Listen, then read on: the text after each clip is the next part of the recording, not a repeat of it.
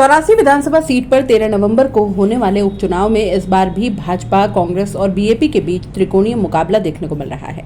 मतदान से पहले तीनों पार्टियों के प्रत्याशी अपने अपने मुद्दों को लेकर जनता के बीच पहुंचकर वोट मांग रहे हैं। वहीं तीनों ही प्रत्याशी अपनी अपनी जीत का दावा कर रहे हैं।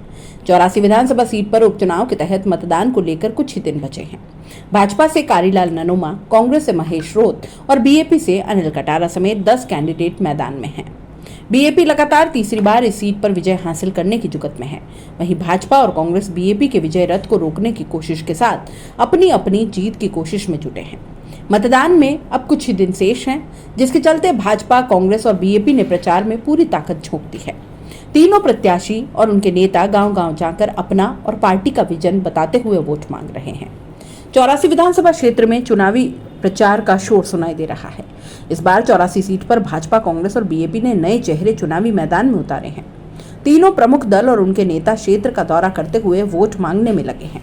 वहीं इस सीट पर त्रिकोणीय मुकाबला देखने को मिलता है, लेकिन क्षेत्र की जनता किस पार्टी और प्रत्याशी के सर पर जीत का ताज पहनाएगी, ये तो आने वाला समय बताएगा।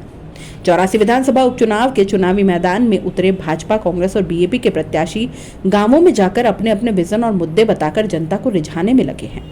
भाजपा प्रत्याशी कारीलाल ननोमा जहां प्रदेश और केंद्र में डबल इंजन की सरकार के कार्यों को जनता को गिनाकर वोट मांगने के साथ क्षेत्र में विकास की गंगा बहाने के दावे कर रहे हैं। उन्होंने कहा कि मैं पानी की सबसे बड़ी समस्या है उसे दूर करूंगा, हर हाथ को काम मिलेगा।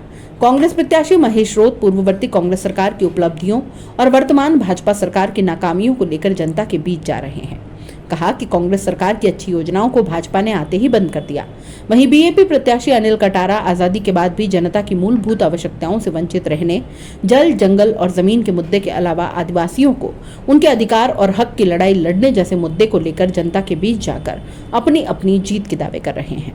इस क्षेत्र में वो सारे काम होंगे, विकास में कोई कमी होने दीजिए नहीं, क्योंकि वहाँ पे आदरणीय हमारे प्रधानमंत्री नरेंद्र भाई मोदी है और यहाँ राजस्थान में सरकार है भजनलाल शर्मा की। हम सब कड़ी से कड़ी मिला के सारी जनता का विकास के लिए कोई कमी नहीं छोड़ेंगे। 84 में जनता यहाँ बीजेपी की सरकार से नाराज है कि लंबे समय से 10-11 महीने हो गए आज सरकार ने कोई धरातल पे काम नहीं किया और जो कांग्रेस की सरकार की योजनाएं थी वो बंद कराने का काम किया है और यहाँ जनता महंगाई से, बेरोजगारी से त्रस्त है। 84 में हम सबसे महत्वपूर्ण हम शिक्षा पे काम करेंगे। अगर शिक्षा होगी तो हमारा जो युवा है और हमारे जो समाज में आर्थिक दृष्टि से मजबूत होंगे, तो शिक्षा हमारे लिए सबसे जरूरी। इसके साथ साथ हमारा जो जल, जमीन, जंगल की हम जब बात कर रहे हैं हमको और हमारे समाज और यहाँ इस क्षेत्र में रहने वाले तमाम वर्ग की सुरक्षा प्रदान करना हमारा पहला कर्तव्य रहेगा।